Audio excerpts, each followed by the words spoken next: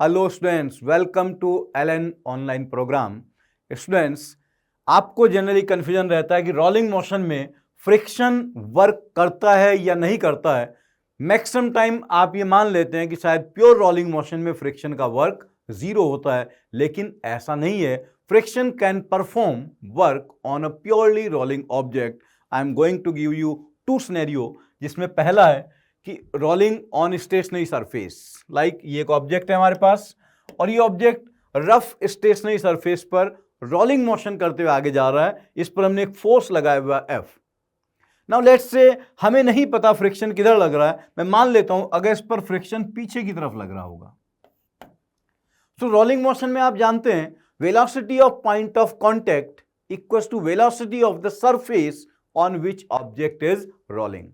जिस सरफेस के ऊपर ऑब्जेक्ट रोलिंग मोशन कर रहा है उस सरफेस की और पॉइंट ऑफ कांटेक्ट की वेलोसिटी सेम होगी। Now as you know the surface is at rest, so velocity of surface is zero. तो ये जो पॉइंट ऑफ कांटेक्ट है, इस पॉइंट को अगर मैं P मान लेता हूं, सो पॉइंट ऑफ कांटेक्ट की वेलोसिटी भी क्या होगी? जीरो। अब आप एक चीज बताइए, अगर रोलिंग मोशन करते हुए ऑब्जेक्ट आगे जा रहा है, क्या हमेशा यही पॉइंट कांटेक्ट में रहेगा? हमेशा तो ये कांटेक्ट में नहीं रहेगा ना। रोलिंग मोशन कर रहा है, इसमें रोटेशन भी है, इसमें सेंटर ऑफ मास में वेलोसिटी भी है, तो ये पॉइंट ऊपर चला जाएगा, फिर अगला पॉइंट कांटेक्ट में आएगा। In one complete rotation every point on this particular circumference वो एक एक बार कांटेक्ट में आ चुका होगा। लेकिन वो पॉइंट जो ग्राउंड के कांटेक्ट में आया वो कितने टाइम तक कांटेक्ट में रहेगा? That will be in contact of ground for very small time interval, that is time interval dt। तो उस टाइम इंटरवल में उस पॉइंट ऑफ कांटेक्ट का डिस्प्लेसमेंट क्या होगा? Velocity of point of contact into dt। और जितने टाइम तक भी ऑब्जेक्ट कांटेक्ट में है उतने टाइम तक वो ग्राउंड के ऊपर स्लिप नहीं कर रहा है, और अगर ग्राउंड के ऊपर स्लिप नहीं कर रहा है तो उसकी वेलोसिटी जीरो है और उसका डिस्प्लेसमेंट भी जीरो है। So the displacement in that small time interval is zero.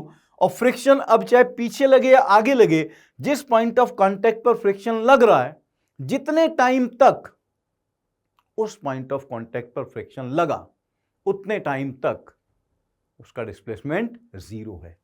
So work done by friction will be zero.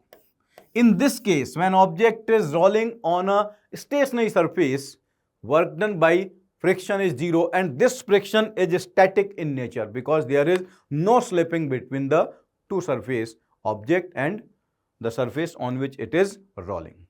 Clear? I hope कि ये वाला पॉइंट आपको क्लियर हो गया होगा। Now I am going to take another example जहां पर friction work कर भी सकता है। तो देखिए दूसरा एग्जांपल है रोलिंग ऑन मूविंग सरफेस। आपने क्या किया, इस ऑब्जेक्ट को एक सरफेस पर रखा, सरफेस और ऑब्जेक्ट के बीच में फ्रिक्शन है और ये जो प्लैंक जिस ग्राउंड पर रखा है वो स्मूथ है। तो जैसे ही आप अपने ऑब्जेक्ट पर फोर्स लगाएंगे आगे की तरफ, ये ऑब्जेक्ट आगे चलेगा। मान लीजिए इस ऑब्जेक्ट पर फ्रिक्शन पीछे लगता है और सरफेस पर फ्रिक्शन आगे लगता है, तो surface will also start moving, ये भी मूव करना शुरू कर देगा। अगर सरफेस की किसी टाइम पर वेलोसिटी vs है, तो ये जो पॉइंट ऑफ कॉन्टेक्ट है इसकी वेलोसिटी आगे की तरफ होगी v और एंगुलर वेलोसिटी होगी omega.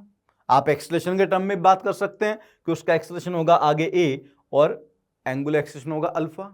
So along the surface relative velocity and relative acceleration must be zero, कोई स्लिपिंग नहीं होनी है। दैट मीन्स इस पॉइंट ऑफ कॉन्टेक्ट की ट्रांसलेशन के कारण आगे वेलोसिटी होगी v और रोटेशन के कारण पीछे होगी r omega. So the velocity of point of contact is v minus r omega and that must be equal to velocity of surface vs। Now point of contact is at rest with respect to surface but not with respect to ground. Actual में वो rest में नहीं है। तो आप पहला confusion ये clear कर दो, जब भी रोलिंग मोशन कोई ऑब्जेक्ट कर रहा है तो बिना सोचे समझे आपको नहीं लिखना है कि v बराबर r ओमेगा होता है या a बराबर r अल्फा होता है। वो केवल कब होता है?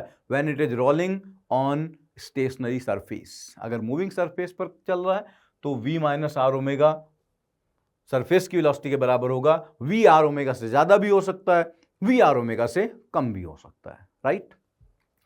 अब ये जो पॉइंट ऑफ कॉन्टेक्ट है, क्योंकि ऑब्जेक्ट रोलिंग मोशन कर रहा है तो ये पॉइंट सरफेस के कांटेक्ट में बहुत कम टाइम के लिए रहा होगा, for very small time interval dt। उस स्मॉल टाइम इंटरवल में इस पॉइंट ऑफ कांटेक्ट का डिस्प्लेसमेंट वही होगा जो सरफेस का डिस्प्लेसमेंट है, because they are not in relative motion.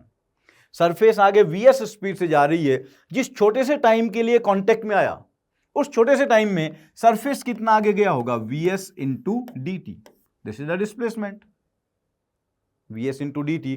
अब ये डिस्प्लेसमेंट जीरो नहीं है। अब देखो सरफेस पर फ्रिक्शन आगे लग रहा है, मतलब प्लैंक पर फ्रिक्शन आगे लग रहा है, तो work done by friction on the surface will be F into D S, जो कि पॉजिटिव आएगा। तो सरफेस पर स्टैटिक फ्रिक्शन पॉजिटिव वर्क कर रहा है, and at the same time अगर आप देखें तो इस ऑब्जेक्ट का पॉइंट ऑफ कांटेक्ट आगे गया और फ्रिक्शन लगा पीछे। सो work done by friction on the object it is negative of F into D S. Object पर फ्रिक्शन ने नेगेटिव वर्क किया और सरफेस पर फ्रिक्शन ने पॉजिटिव वर्क किया। Work done bye static friction on the system that is object plus surface is zero. तो object और surface पर मिलाकर वर्क जीरो है, बट एक सिंगल ऑब्जेक्ट पर वर्क डन जीरो नहीं है। आप ये कह सकते हैं कि जो नीचे वाला प्लैंक है, इस प्लैंक में जो भी स्पीड आएगी, जो भी काइनेटिक एनर्जी आएगी, that is the work done bye static friction only. और अगर एंटायर सिस्टम की बात करें तो एंटायर सिस्टम पर वर्क करने वाला एकमात्र एक्सटर्नल फोर्स F है। तो the change in kinetic energy of entire system that is object plus surface equals to work done by F। और अगर आप बात करें केवल इस ऑब्जेक्ट के लिए, तो इस ऑब्जेक्ट के लिए होगा change in kinetic energy equals to work done by external force plus work done by friction, और फ्रिक्शन का नेगेटिव है तो अपने आप सब्ट्रैक्ट हो जाएगा। तो जितना फ्रिक्शन ऑब्जेक्ट पर नेगेटिव वर्क करेगा उतना ही सरफेस पर पॉजिटिव वर्क करेगा। So students remember, it's not necessary that work done by friction on a rolling object is always zero. ऐसा जरूरी नहीं है। ये कब होगा? When object is rolling on a stationary surface. अगर वो मूविंग सरफेस पर है तो वर्क डन पॉजिटिव हो सकता है, नेगेटिव हो सकता है, जीरो जरूरी नहीं कि होगा। पूरे सिस्टम पर जीरो होगा और सरफेस पर पॉजिटिव होगा, ऑब्जेक्ट पर नेगेटिव होगा। ये डिपेंड भी करता है कि किस पर फ्रिक्शन किधर लग रहा है। अगर आप इस प्लैंक को पहले फोर्स लगाकर खींचेंगे तो फिर ऑब्जेक्ट पर फ्रिक्शन आगे लगेगा, प्लैंक पर पीछे लगेगा, फिर प्लैंक पर नेगेटिव होगा, ऑब्जेक्ट पर पॉजिटिव होगा। That depends on the scenario कि आपने फोर्स कहां पर अप्लाई किया है। आई एम श्योर कि अब आपको ये कॉन्सेप्ट क्लियर हो गया होगा कि हमेशा V बराबर आर ओमेगा नहीं लिख देना है blindly, A equals to R alpha नहीं लिख देना है ब्लाइंडली। ये देखना है कि किस सरफेस पर रोलिंग मोशन हो रही है, और फ्रिक्शन हमेशा जीरो वर्क करेगा, ये भी ब्लाइंडली नहीं बोल देना है।